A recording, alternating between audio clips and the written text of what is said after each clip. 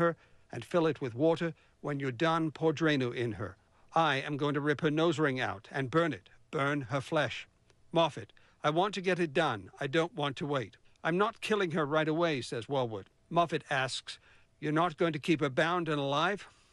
That's what I'm going to do, Wellwood replies, but I need to get her stoned first and possibly seduce her. Try quickly, Moffat laughs. Then Wellwood lays out exactly when the brutal killing will begin. I'll say, I think I'm going to make some KD when I'm going to attack her.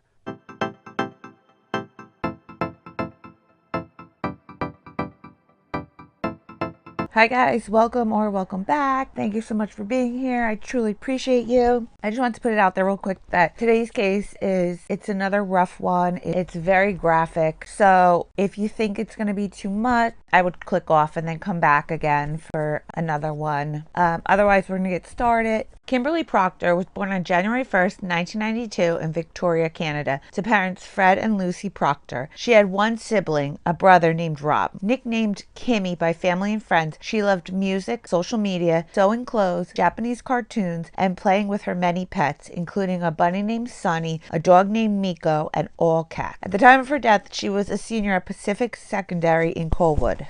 Her friends described her as the peacemaker and problem solver. She had a big heart and was gentle to a fault. She was rambunctious and talkative, really silly, had a great sense of humor, and loved to have a good time. Besides her best friend Melissa, she was friends with two male classmates, 16-year-old Cruz Wellwood and 17-year-old Cameron Moffat. Cruz had scraggly brown hair and uneven eyes. He lived in a bungalow with his mother on Happy Valley Road in Langford, British Columbia. In 2001, Cruz Wellwood's father, Robert Deswan, sexually assaulted and murdered 16-year-old Cherish Oppenheim. Robert was found guilty and sentenced to life in prison with no chance of parole for 15 years. In April of 2017, he escaped from Mission, BC prison, but thankfully was apprehended shortly after. Cruz has said that he clearly understands what his father has done, but rarely speaks about it. At age 16, he had been involved in a variety of incidences, from smoking pot to stealing money from mailboxes. Cameron Moffat was a slow learner who suffered from ADHD. As a child, he began jumping out of his bedroom window at night. He resisted counseling and meds and began cutting himself at home. He also began bringing a knife to school with him. Cruz and Cam met in 5th grade art class and bonded over their mutual disdain for their teacher. Cam would later describe Cruz as the one kid who seemed to understand him, and he might as well be his brother. Cruz and Cam's relationship revolved around skipping school, smoking pot, playing World of Warcraft, and surfing porn sites. In February of 2009, Cruz posted an entry on WordPress blog entitled Early Warning Signs of a Serial Killer. The list included animal abuse, fascination with fire, abandonment by a father, an intense interest in sadomasochistic porn, and more. Following the list, he wrote, "The peculiar thing is, I meet all 14 criteria of a serial killer. Apparently, though, meeting all criteria makes it unlikely for a subject to be a serial killer. I suppose only time will tell." Also in 2009,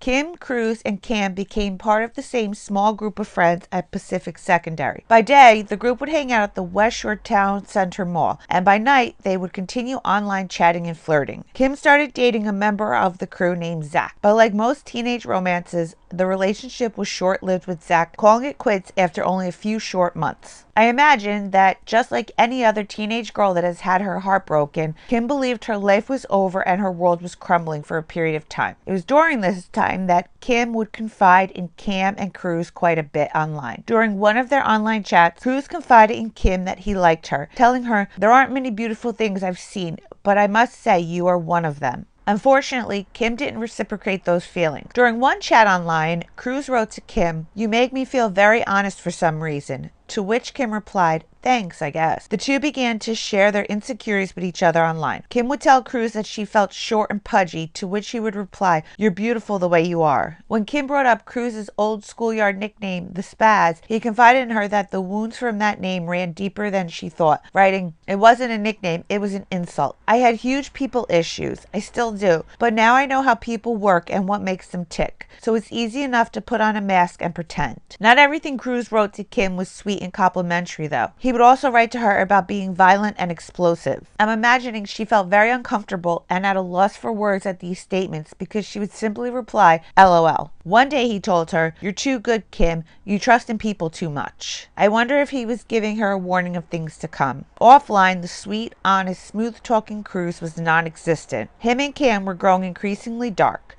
They began drinking blood and bodily fluids. Cam would scream at his family, and Cruz wouldn't listen to any type of supervision at all. The pair would visit sadistic porn sites and begin fantasizing about rape and bondage. One day, while Kim was chatting separately with Cruz and Cam, switching from one window of conversation to another, Cam invited Kim to a party, except this party was in his pants, along with promising her a cream-filled lollipop. Confiding in what she thought was her friend, she writes to Cruz, "Cam says he has a lollipop that will last all night long. I didn't know they made those." To which Cruz replies, "I happen to have that brand of lollipop as well." The conversation between Kim and Cruz continued. Cruz asks, "What are you doing tomorrow?" To which Kim replies, "Nothing other than babysitting at 3 o'clock. I have some things I'd rather tell you in person about the entire Zach fiasco." To which Kim replies, "This is sudden and I can't help but wonder why. I don't want to talk about Zach." Cruz says, "Zach and I aren't as close as we used to be, but I feel you deserve an explanation. Don't worry, it's not much. It's more about why Cam and me and everyone was so mean." To which Kim replies, "Whatever happened to Kim? You deserve nothing. You kill your rabbit. Ha ha. That's what I want to talk about." Kim says, "I gotta say, when I saw your text, I was shocked and confused." Cruz replies, "But like I said, I'd rather talk in person. I can meet you tomorrow earlier than her babysitting and talk about it over a couple bowls." Kim replies, "Sure." Kim then asks Cruz to call her. He secretly patches Cam into their conversation to eavesdrop. As Cruz and Kim talk, Cruz and Cam were messaging each other, revealing as their fantasy came to life. "I'm going to rip her nose ring out and burn it," Cruz typed. "Burn her flesh." To which Cam replies, "Why not keep her bound and alive?" "That's what I'm going to do, but I need to get her stoned first and possibly seduce her." Laugh out loud, try quickly. Later that morning, Kim was still sleeping. Her mother came in her room and gave her a kiss before leaving for work. Kim's plans for that day was to babysit in the afternoon and then begin sewing her graduation dress. But before her babysitting job began, Kim had one last thing to resolve. About 10:30 that morning, Kim left her home and went to meet Cam and Cruz to hang out and have this chat that Cruz insisted they have in person. After chatting for a bit, the three headed over to Cruz's home on Happy Valley Road. Prior to meeting up with Kim, the boys went to buy gasoline and even came up with code words. "I'm going to make KD," a Canadian abbreviation for Kraft Macaroni and Cheese, would mean it's time to attack. Not long after arriving at the home, the teens put their plan into motion. They began hitting and kicking Kim while bounding her hands and ankles. Cruz put a sock in her mouth and taped it with duct tape. They beat and raped Kim for hours before she finally passed from suffocation. After Kim passed, they mutilated her body with a knife and then inserted things into her, including a 4-inch lollipop stick into her vagina and anus. But these monsters weren't done with her yet. They moved Kimberly's body to the freezer in Cruz's garage. At some point, Cruz sent Kim an instant message asking her if she was done with her babysitting yet, in an attempt to have an alibi. While online attempting to create his very weak alibi, other friends began to instant message him. One friend wrote to him that he thought his father was drinking rubbing alcohol. When Cruz didn't reply, the friend wrote, "Dude." 8 minutes later, Cruz finally replied, "Sorry, the freezer was jumping around." Fucking monster. The following morning, Cruz and Cam put Kim's body into a hockey bag and boarded a bus to Galloping Goose Trail with her. Once there, they brought the body into the woods and under a bridge. They then doused her body in lighter fluid and lit it on fire. The following day, Kim's mother Lucy knew something was wrong when she called her phone and it was off. While family, friends, and police began the search for Kim, Cruz and Cam went on with business as usual. And Cam went to brunch and to buy a video game with his mother and grandmother. That night at around 7 p.m., a few young friends were smoking pot under the Galloping Goose Bridge. It was there that they stumbled across charred human remains. Dental records would later confirm that it was indeed the remains of 18-year-old Kimberly Proctor. The Vancouver Island Major Crime Unit and the Royal Canadian Mounted Police dispatched more than 40 officers to work on this case. Police began to scour Kim's Facebook page, knowing that social media is a pertinent tool in murder cases these days, especially when it involves teens. With Kim's death consuming the town and the media, Cruz began to get spooked. He wanted to talk to someone about what he had done, but was afraid to use instant messenger. He messaged a close and trusted girlfriend on World of Warcraft instead. He confessed everything to her and even sent her the links to the story, to which she replied, "I'll always be here for you, no matter what." To which Cruz replied, "That's why I told you. No matter how things turn out, I'll make it up to you, somehow, one day." Cam would later come on and join the pair's online chat. When the gamer girlfriend asked Cam, "What about her family and friends and all those lives you have ruined?" Cam replied, "No, I don't feel bad for them."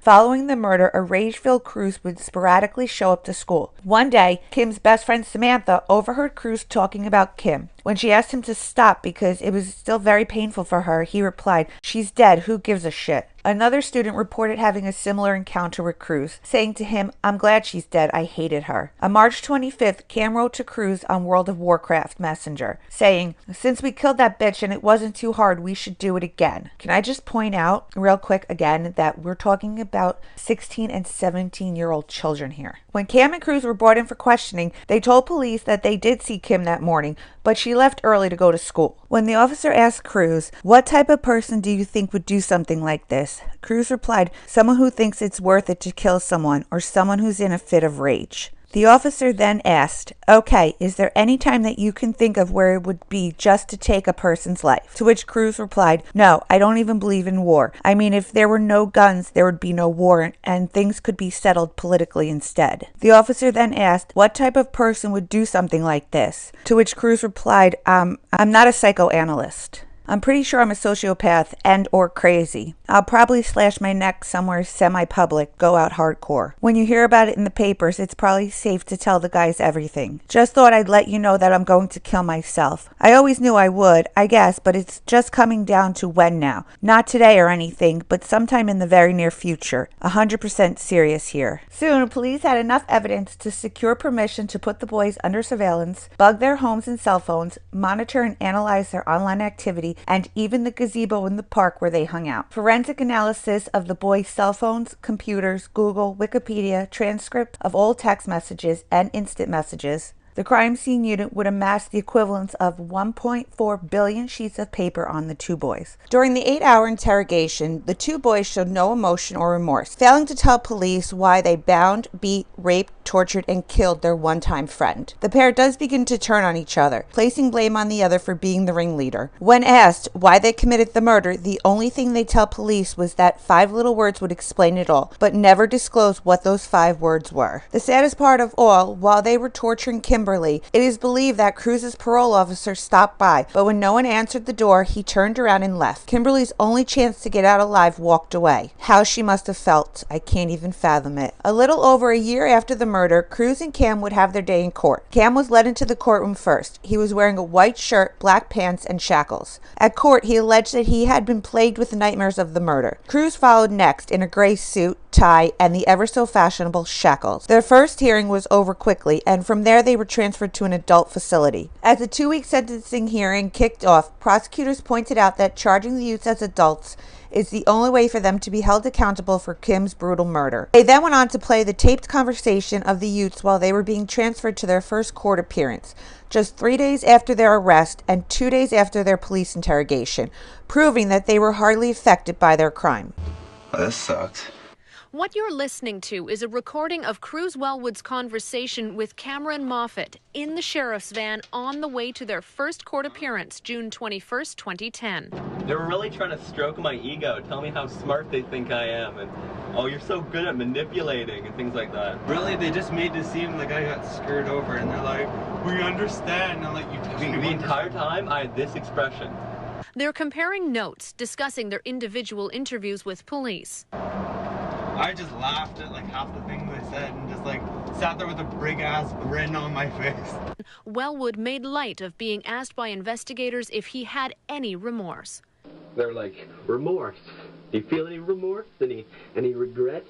Anything inside of you? Any remorse? Regrets? Any remorse? Any remorse? Remorse? Remorse. Is you gonna remorse?